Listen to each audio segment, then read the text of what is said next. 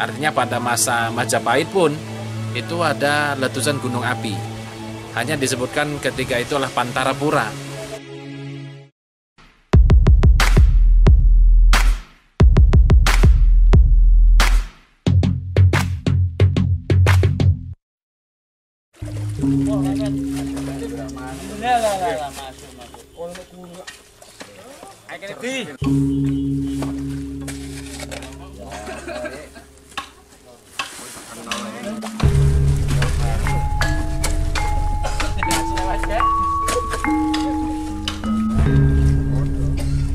Ekskavasi terhadap Candi Pundong di Desa Pundong, Kecamatan Diwe, Kabupaten Jombang, Jawa Timur masih terus berlanjut.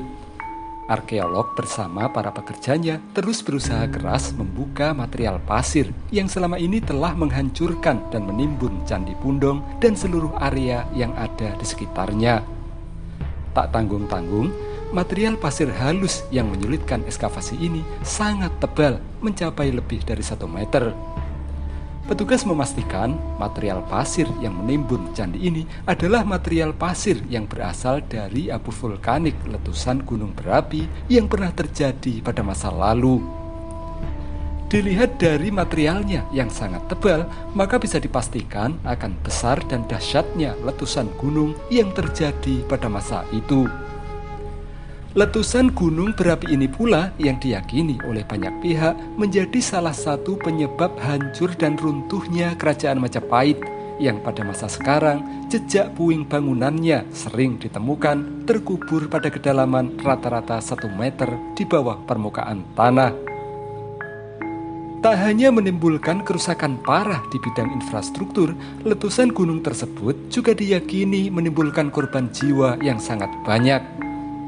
Hal tersebut bisa dimaklumi karena pada masa itu belum ada peralatan canggih untuk mengantisipasi dampak parah saat gunung berapi mau meletus. Seperti pada masa Hindia Belanda misalnya, letusan Gunung Kelut mengakibatkan lebih dari 15.000 orang meninggal dunia. Demikian juga dengan letusan Gunung Kelut yang terjadi pada tahun 1586 yang merenggut lebih dari 10.000 korban jiwa. Letusan gunung berapi hingga membuat tanah maupun pasir yang menimbun candi menjadi sangat tebal diyakini tidak hanya terjadi 1 kali, namun hingga berkali-kali. Seperti dalam serat Pararaton misalnya, disebutkan bahwa pada masa Majapahit, Gunung Kelut telah meletus hingga berkali-kali. Di antaranya adalah pada tahun 1233 Saka atau 1311 Masehi saat Majapahit dipimpin oleh Raja Jayanegara. Letusan Gunung Kelut kemudian juga terjadi pada tahun 1317 atau 1395 Masehi saat Majapahit dipimpin oleh Wikramawardhana. Tahun 1343 Saka atau 1421 Masehi saat Majapahit masih dipimpin oleh Wikramawardhana. Kemudian tahun 1373 Saka atau 1451 Masehi saat Majapahit dipimpin oleh Kertawijaya. Lalu tahun 1384 Saka atau 1462 Masehi saat Majapahit dipimpin oleh Girisawardhana. Dan tahun 1403 Saka atau 1481 Masehi saat Majapahit dipimpin oleh Girindrawardhana.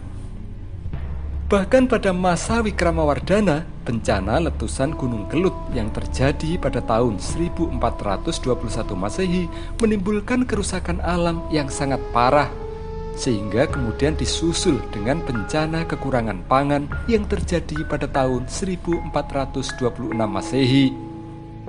Terjangan abu vulkanik dari letusan Gunung Kelut yang bertubi-tubi inilah yang kemudian membuat banyak bangunan pada masa Majapahit hancur dan tertimbun tanah seperti yang sering kita temukan sekarang. Ditambah lagi dengan konflik perebutan kekuasaan di dalam internal keluarga kerajaan yang tak kunjung berhenti sehingga membuat Majapahit semakin terpuruk.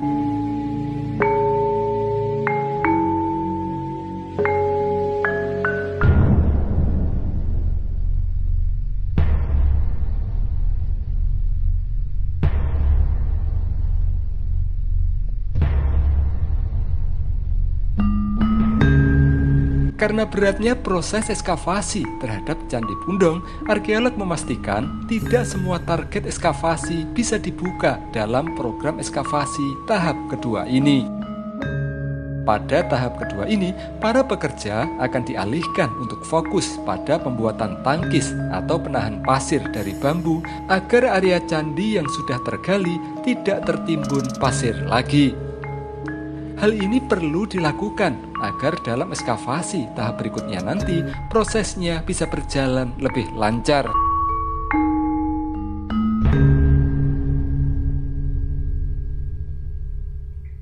Kalau terkait dengan aluvial memang jauh ya, tahun 1000 itu juga pernah terjadi letusan Semeru maupun gunung-gunung lain yang ada di Jawa. Tapi yang paling dekat sebenarnya adalah Argopuro, yang paling dekat ya. Anjas Moro yang paling dekat, atau juga memungkinkan Kelut.